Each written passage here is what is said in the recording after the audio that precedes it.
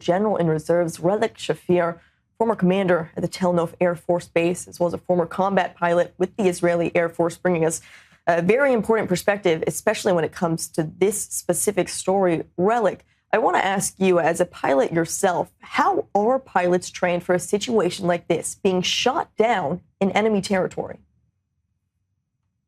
The training takes place at the Flight Academy, both in Israel and in the U.S., where the cadets, which they are at the time, spend quite a while preparing for this kind of an eventuality.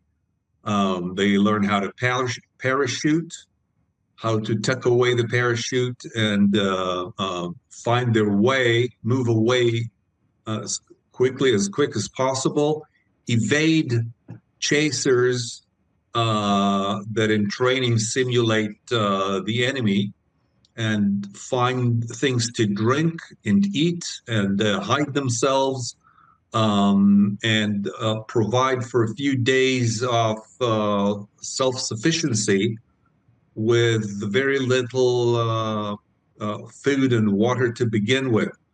So they get into the sense of what it means to find a hiding place in a territory that they're unfamiliar with, and then try to get the helicopters and the rescue team, connect with them, and get on board the helicopter without being discovered beforehand. This is a training that also gets you in a mindset to switch from being safe in the cockpit, that within minutes you're on the escape from possible chasers.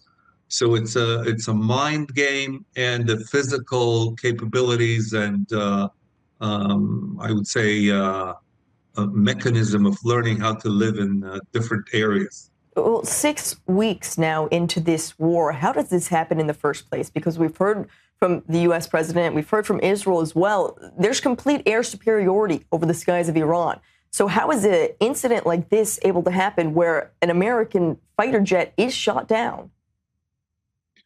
Well, complete air superiority means that, at least in this case, that most of the Air Force, the Iranian Air Force, is non-existent, and that most of the anti-aircraft artillery and especially missiles are in a hunted mode. But it doesn't mean that they can't shoot, especially in high altitude areas where the pilots don't fly as high above the ground and can be surprised by an attack from a partial missile.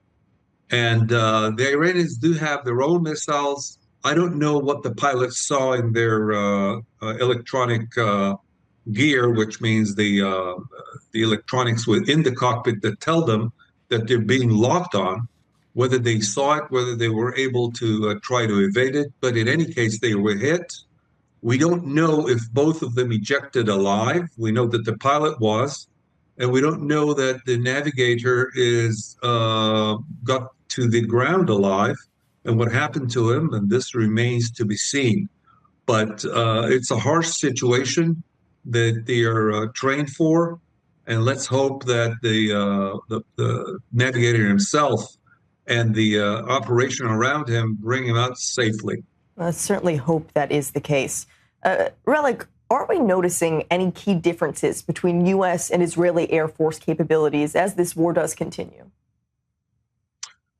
I don't think we can comment on this because we don't really know the U.S. Air Force activities themselves. We don't fly together with them. But I can tell you one thing.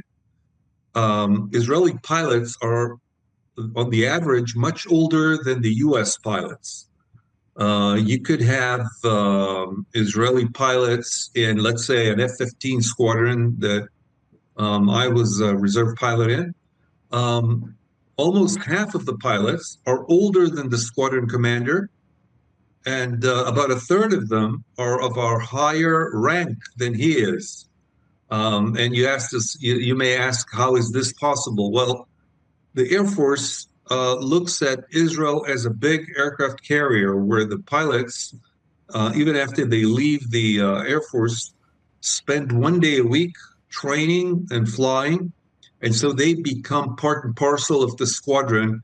And you can go on up to the age of 51 doing that. And you gain a lot of experience, a lot of knowledge, so that information flows within the squadron that could span 30 years of experience.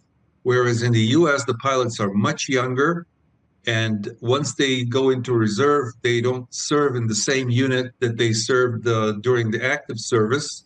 And they have a lot less operational experience. So I'm just framing the culture difference in this kind of an operation.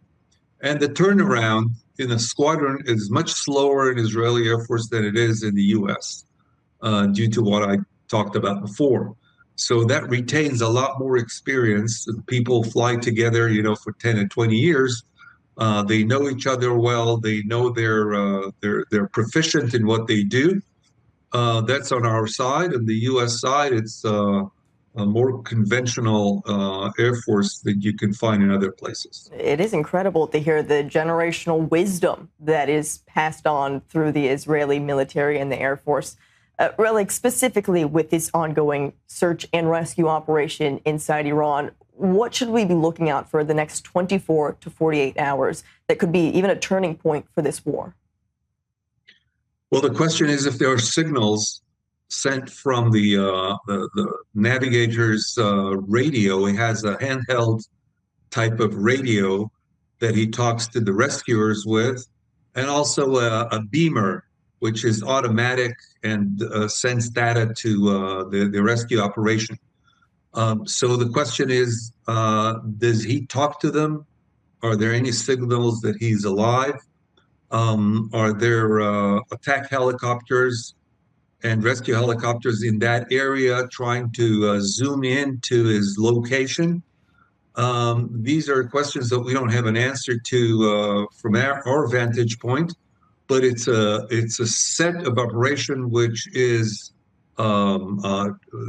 everybody's trained for, the rescuers and so on. They trained for this. They've gone through drills for many, many years.